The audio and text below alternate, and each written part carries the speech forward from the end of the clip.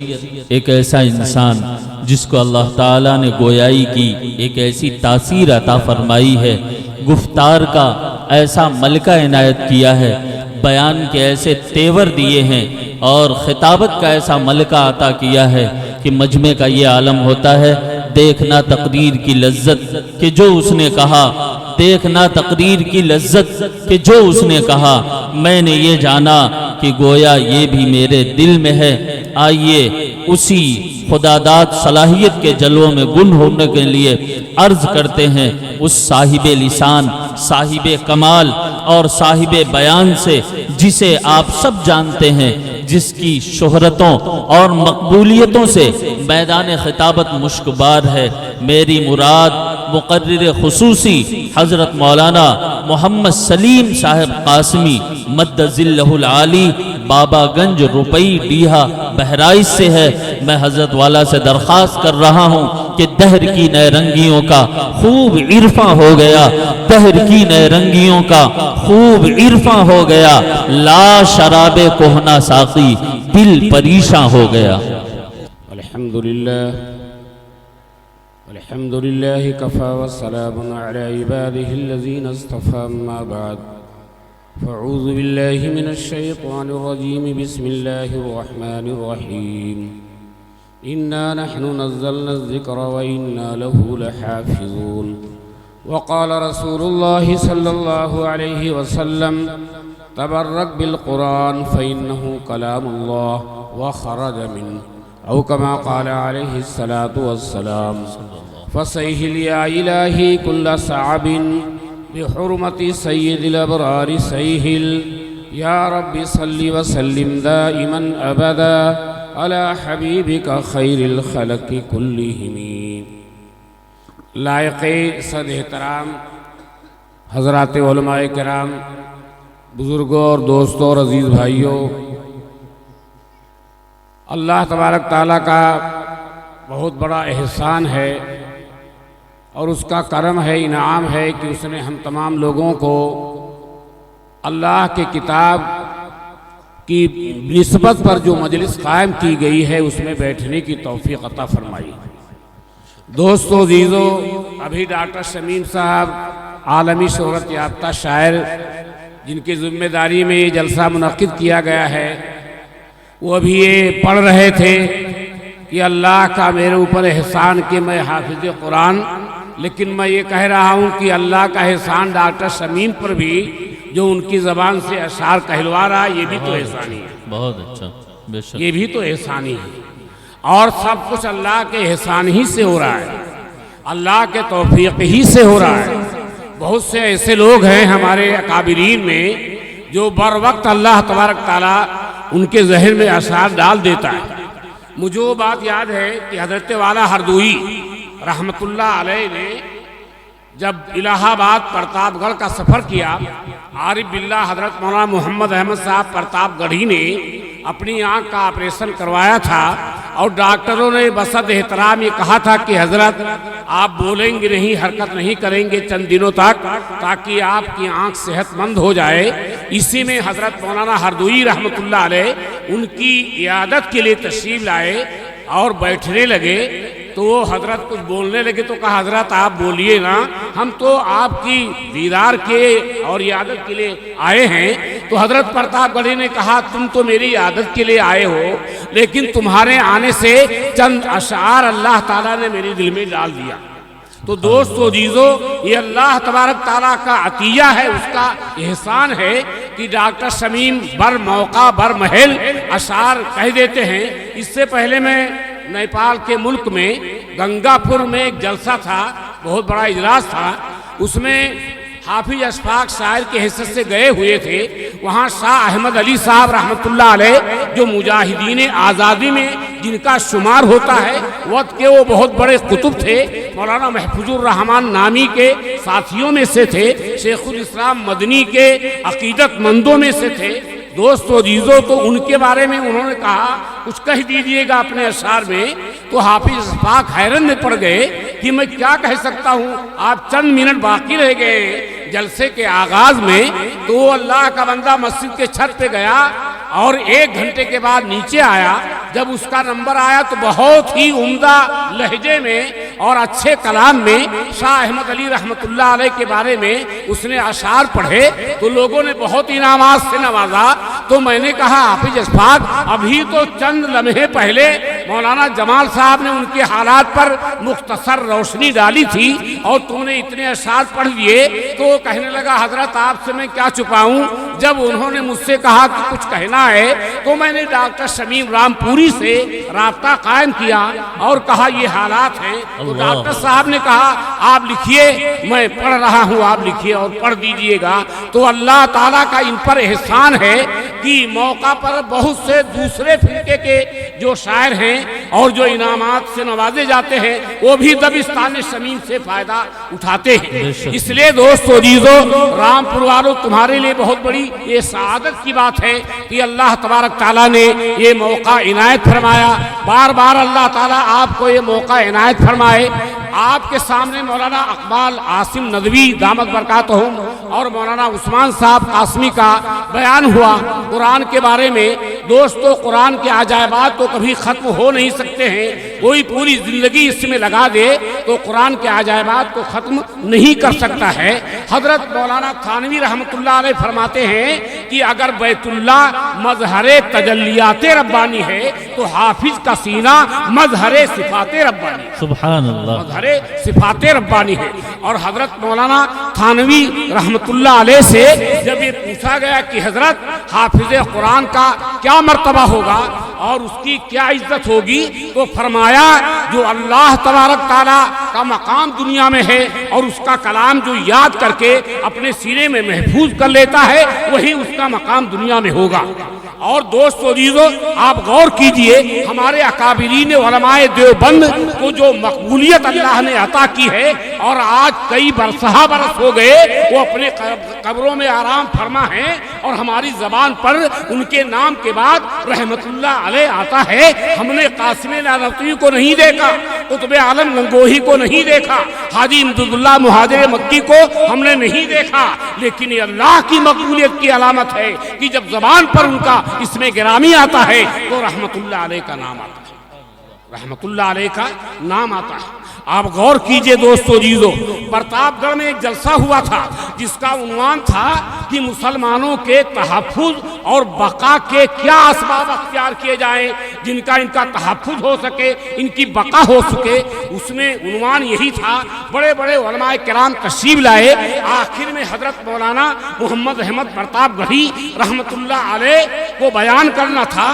حضرت کی طبیعت علیل تھی لیکن لوگوں کے اصرار پر حاضر ہوئے اور انہوں نے اسی آیت کی تلاوت کی، اِنَّا نَحْنُ نَزَّلْنَا الذِّكْرَ وَإِنَّا لَهُ لَحَافِظُونَ، ہم نے قرآن کو نازل کیا ہے، ہم ہی اس کی حفاظت کریں گے۔ تو حضرت فرمانے لگے جب اللہ ذکر کی حفاظت کرے گا تو ذاکرین کی بھی حفاظت کرے گا، پڑھانے والوں کی حفاظت کرے گا، پڑھنے والوں کی حفاظت کرے گا، اور جہاں پر یہ قرآن پڑھایا جاتا ہے اللہ اس کی بھی حفاظت کرے گا۔ ایسا نہیں ہو سکتا ہے کہ ذکر کی حفاظت ہو اور اللہ تبارک تعالیٰ حامل قرآن کی حفاظت نہ کرے۔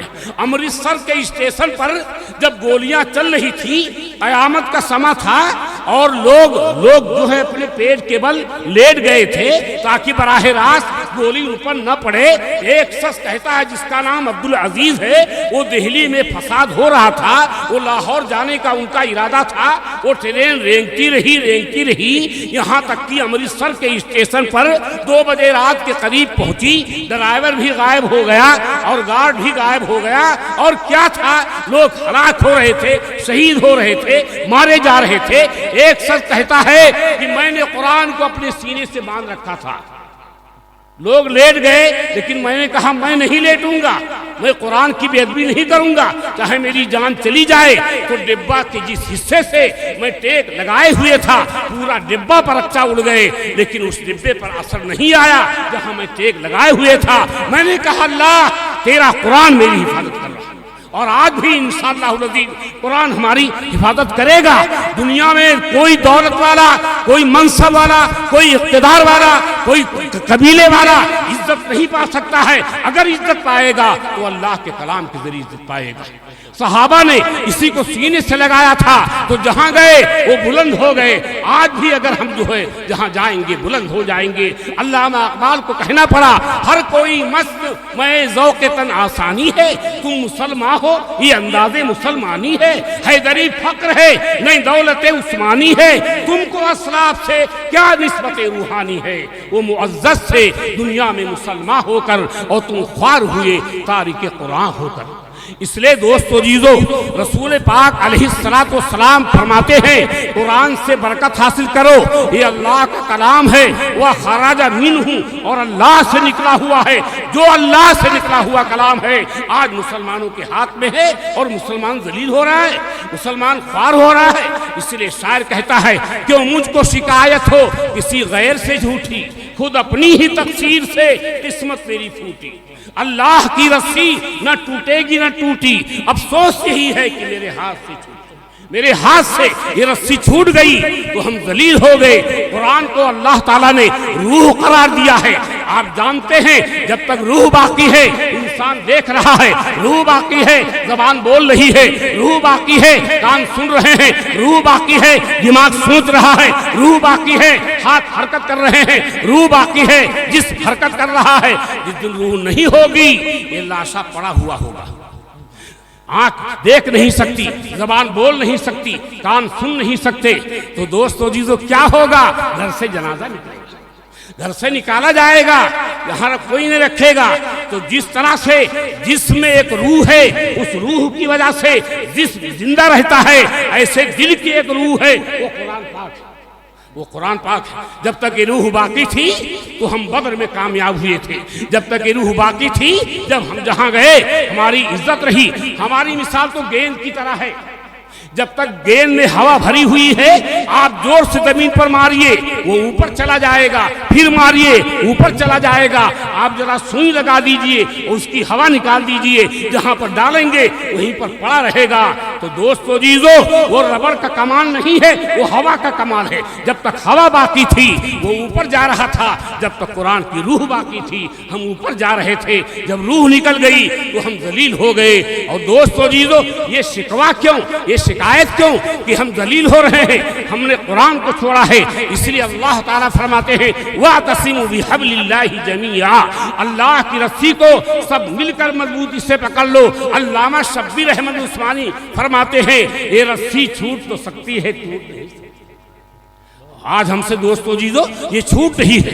حضور پاک صلی اللہ علیہ وسلم کے جو سچے غلام تھے انہوں نے قرآن کو سینے سے لگایا تھا, تو جہاں بھی گئے تھے لوگ کہتے تھے یہ قرآن آ گیا. اسی لیے علامہ اقبال نے کہا ہے ہر لحظہ ہے مومن کی نئی شان نئی آن, کردار میں گفتار میں اللہ کی برہان. یہ راز کسی کو نہیں معلوم کہ مومن قاری نظر آتا ہے, حقیقت میں ہے قرآن. جب قرآن پڑھتا ہے تو وہ قاری نظر آتا ہے, اب جو قرآن پر عمل کر لیتا ہے تو وہ سراپا قرآن ہو جاتا ہے. جیسے قرآن معزز ہے وہ بھی معزز ہو جاتا ہے. اب آپ کے سامنے ابھی اللہ تبارک تعالیٰ نے وہ دن دکھایا کہ ان حفاظ کرام کے سروں پر دستار علماء کرام کے ہاتھوں سے باندھی گئی. اس سے بڑھ کر ہماری سعادت کیا ہو سکتی ہے؟ ان کو آپ حقارت کی نگاہ سے نہ دیکھیے, ان کا تعلق اللہ کے کلام سے, ان کا تعلق اللہ کے کلام سے ہے. یہ اللہ کے محبوب ہیں, چاہے جھوپڑیوں میں رہتے ہوں کہیں بھی رہتے ہوں. دوستو جیزو یہ اللہ کے جو ہے عاشق ہیں. مولانا میرے پیر مرشد مولانا ذوالفقار احمد نقشبندی رحمت اللہ علیہ نے مکہ مکرمہ میں اپنے خطاب میں فرمایا تھا کہ لاہور کے ایک نوجوان عالم ہمارے سلسلے میں داخل ہوئے اور مجھ کو انہوں نے ناشتے پر اپنے گھر بلایا. تو ناشتے پر جب بلایا تو کہنے لگے حضرت ہمارے والد عاشق قرآن تھے, ہمارے والد عاشق قرآن تھے. تو کہا ناشتہ آپ بعد میں کرائیے گا, ذرا والد کے حالات کو بتائیے. ہم کو اس میں دلچسپی ہوگی, ناشتے میں دلچسپی نہیں ہوگی. تو کہنے لگے میرے والد سے کسی اللہ والے نے کہا تھا اگر تم روزانہ ایک قرآن ختم کرو سال بھر, یہ معمول بنا لو تو اس کا فیض تمہارے اگلی نسلوں میں جائے گا. حضرت ہمارے والد صاحب نے اس بزرگ کے کہنے پر روزانہ ایک قرآن ختم کیا, 1 سال 2 سال تک. آج اللہ کا شکر ہے ہمارے والد کے پوتے پوتیاں نواسیاں سب قرآن کے حافظ ہیں. دوستو جیزو یہ قرآن کا فیض ہے.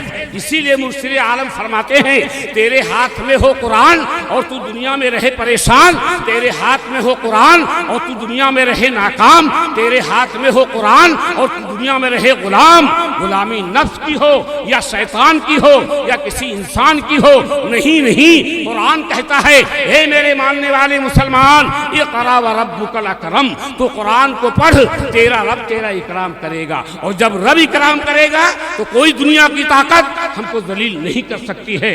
اللہ تعالی ہم تمام لوگوں کو قرآن سے وابستہ ہونے کی توفیق عطا فرمائے۔ وآخر دعوانا الحمدللہ رب العالمین والصلاة والسلام على سید الانبیاء والمرسلین لا الہ الا انت سبحانک انی کنت من الظالمین یا حی یا قیوم برحمتک استغیث ربنا آتنا فی الدنیا حسنہ وفی الآخرۃ حسنہ وقنا عذاب النار۔